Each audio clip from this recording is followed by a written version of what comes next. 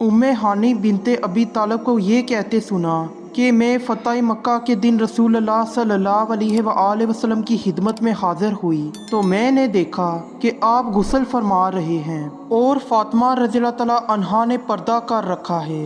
नबी अकरम सल्लल्लाहु अलैहि वसल्लम ने पूछा, ये कौन है? मैंने अर्ज़ की कि मैं उम्मे हानी हूँ। सही बुखारी हदीस नंबर 280।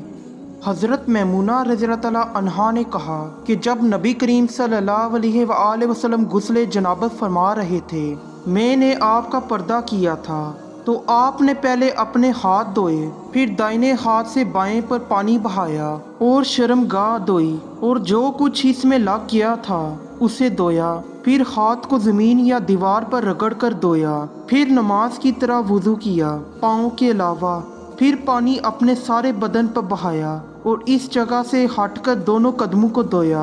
सही बुखारी हदीस नंबर 281।